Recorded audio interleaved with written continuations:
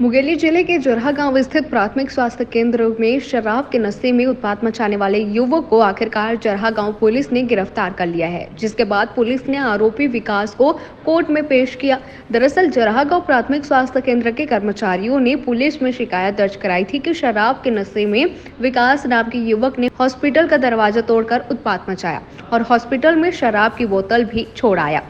यह भी कहा जा रहा है कि युवक की करतूत अस्पताल के सीसीटीवी कैमरे में कैद हो गया है और युवक पर हॉस्पिटल के स्टाफ के साथ दुर्व्यवहार करने की शिकायत भी की गई है, जिसके बाद हॉस्पिटल प्रबंधन की शिकायत पर शासकीय कार्य में बाधा समेत कई गंभीर धाराओं में अपराध दर्ज किया गया है। वहीं हॉस्पिटल के कर्मचारियों ने स्थानीय पुलिस पर कार्रवाई में लेट लतीफी का आरोप लगाते हुए पुलिस के वरिष्ठ अधिकारी के हस्तक्षेप के बाद एफआईआर दर्ज करने का आरोप लगाया है।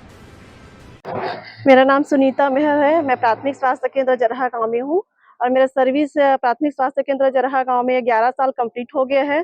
और जो विकास कश्यप है करके है, वो प्रतिदिन 2 दिन या 4 दिन के अंदर अपना फोन करता है, रात में मेरे को प्रताड़ित करता है फोन करके और जबरदस्ती झूठे इल्जाम लगा के ये भी बोलता है कि मैडम मेरा ये लगा है वो लगा है, आप हॉस्पिटल आओगे क्या, मेरा ट्रीटमेंट करोगे क्या, मैं आप ही से ही ट्रीटमेंट कराऊंगा करके फोन के माध्यम से मेरे को बोलता है। और हॉस्पिटल आने का मतलब हॉस्पिटल आने के लिए बोलता है कि आप रात्रि में ही आप रहोगे तभी मैं आके इलाज करवाऊंगा अपना।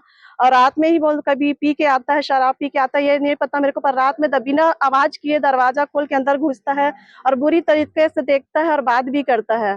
कितने दिनों से घटनाक्रम चल रहा है इस तरीके का? ये 6 तारीख मतलब अब घटना 4 तारीख का जो है, उससे पहले और कई बार मेरे को फोन कर चुका है वो। ये बातें आपने अपने उच्च अधिकारी को बताई इस बात को लेकर? जी, क्या जवाब मिला?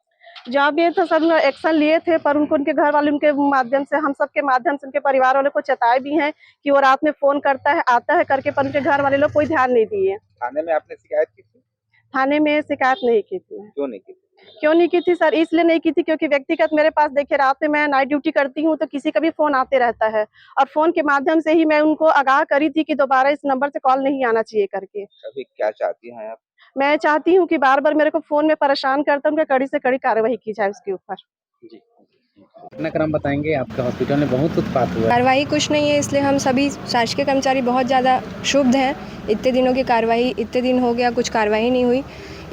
विकास कश्यप जो है वो पहले भी आता था, पर उसने बड़ी घटना को अंजाम 4 तारीख को दिया। इसमें शासकीय संपत्ति को उसने क्षति पहुंचाई, कांच को तोड़ा। फिर 6 तारीख को हमारे अस्पताल में घुस के उसने शराब पिया और शराब की बोतल को छोड़ दिया वहीं पे। पूर्व में भी उसके द्वारा कई बार दिन में आके अनावश्यक बिना कारण से बीपी ना पाना और हमारे शासकीय कार्य में बाधा पहुंचाता है और हमारी महिला स्टाफ को घूर के ताक झाक गंदे तरीके से देखता है, ऊपर से नीचे तक घूरता है।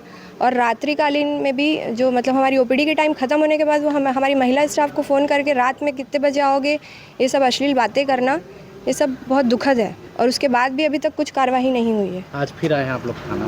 हाँ, इसकी सूचना हमने पुलिस प्रशासन, जिला प्रशासन को दी थी और आज हमारे उच्च अधिकारी के निर्देश पे हम यहाँ पे आए हैं, सब सामूहिक रूप से हमारी टीम, ताकि हमारे साथ न्याय हो।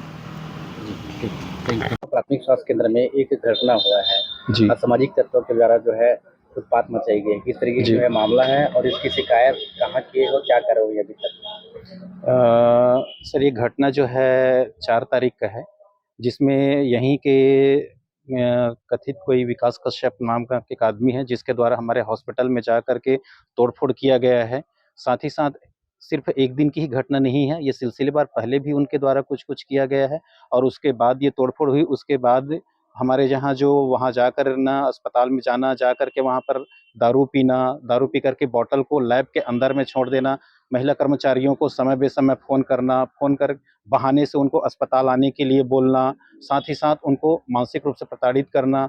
इसके साथ ही साथ ये किया जा रहा है कि अगर कहीं कोई कंप्लेन किया जा रहा है, तो कौन मेरा कंप्लेन किया है, ये बोल कर के उनका फ़ोन नंबर लेना और फ़ोन करके उनको रात-रात में फ़ोन करके उनको परेशान करना, ये सब किया जा रहा है। इसकी हमने लिखित सूचना जो है जरहा गाँव थाने में की थी, तो अभी हम उसी के पर्पज़ पे आए हैं, यहाँ पर एफआईआर कराने के लिए आए हैं। जी, जैसे क्या रहेगा? हम उच्चाधिकारियों के मार्गदर्शन लेंगे, साथ ही साथ अगर कहीं इसके विरुद्ध अगर कार्रवाई नहीं होती है, चूँकि हम वहाँ पर रात्रिकालीन सेवा भी देते थे, तो हमारी रात्रिकालीन सेवा अभी वहाँ पर बाधित हो चुकी है। आगे अगर कहीं इस पर कार्रवाई नहीं होती, तो हम आगे की रणनीति अभी और बनाएँगे या फिर हो सकता है कि हमको पूरी तरह से सेवा बाधित करना ना पड़ जाए। क्योंकि यहाँ पर असुरक्षा की भावना बहुत ज़्यादा है, कर्मचारी बहुत ज़्यादा डरे हुए हैं। जी सर, जरहा गांव प्राथमिक स्वास्थ्य केंद्र है, वहाँ असामाजिक तत्व के द्वारा उत्पात मचाने की शिकायत आई होगी आपके पास और पूरे स्टाफ के लोग आज थाने आए हैं। ये किस तरीके का प्रकरण है और क्या इस पर जो है कार्रवाई होगी?